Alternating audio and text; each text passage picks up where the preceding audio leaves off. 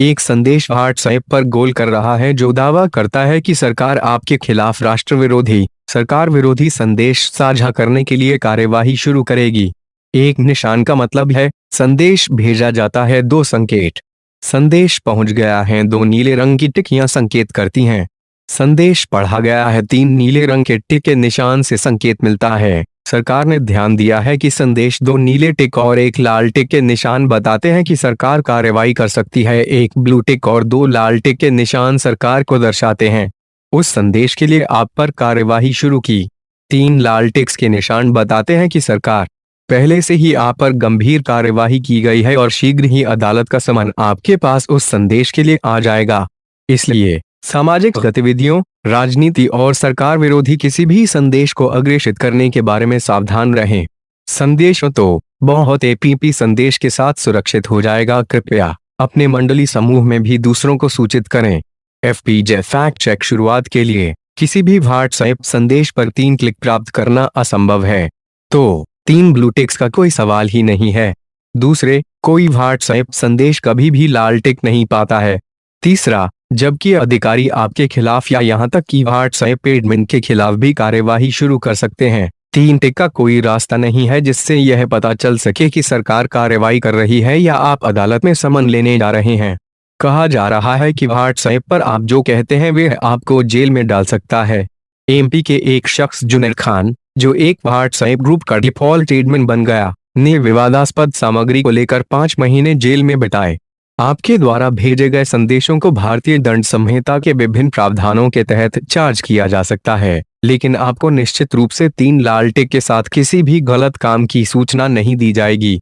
Fake news को रोकने के लिए व्हाट्सएप टिप्स। जब कोई संदेश अग्रेषित किया जाता है तो समझें अग्रेषित लेबल वाले संदेश यह निर्धारित करने में आपकी सहायता करते हैं कि आपके मित्र या रिश्तेदार ने संदेश लिखा है या यदि यह मूल रूप से किसी और से आया है।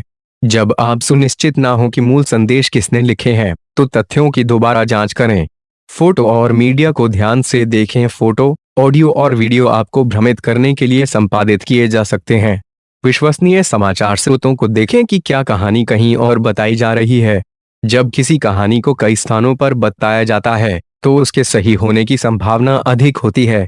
उन संदेशों के लिए देखें जो अलग दिखते हैं। कई संदेश या वेबसाइट लिंक जिसमें आपको झांसे या नकली समाचार मिलते हैं, वर्तनी की गलतियां हैं।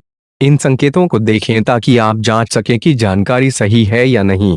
अपने बायो से इसकी जांच करें। उन सूचनाओं के लिए देखें जो आपके पूर्ववर्ती विश्वासों की पुष्टि करती हैं और जानकारी साझा करने से पहले तथ्यों की समीक्षा करती हैं। जिन कहानियों पर विश्वास करना कठिन लगता है वे अक्सर असत्य होती हैं। फेक न्यूज अक्सर वायरल होती रहती हैं, यहाँ तक कि अगर कोई संदेश कई बार साझा किया जाता है तो भी यह सच नहीं होता है। किसी संदेश को अग्रेषित न करें क्योंकि प्रेषक आपसे ऐसा करने का आग्रह कर रहा है। अन्य स्रोतों से सत्यापित करें। यदि आप अभी भी सुनिश्चित नहीं हैं कि कोई संदेश सत्य है, तो तथ्यों के लिए ऑनलाइन खोज करें और विश्वसनीय समाचार साइटों की जांच करें कि कहानी कहां से आई है। यदि आपको अभी भी संदेह है तो तथ्य जांचकर्ताओं या उन लोगों से पूछें जिन पर आप अधिक जानकारी के लिए भरोसा करते हैं।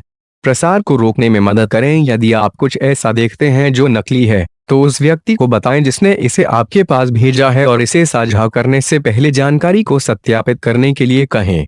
कोई संदेश साझा न करें क्योंकि कोई आपको ऐसा करने के लिए कहता है।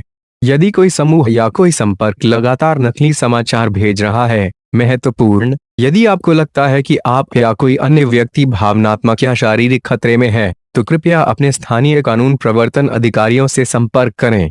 स्थानीय कानून प्रवर्तन प्राधिकरण इन मामलों में मदद करने के लिए सुसज्जित हैं।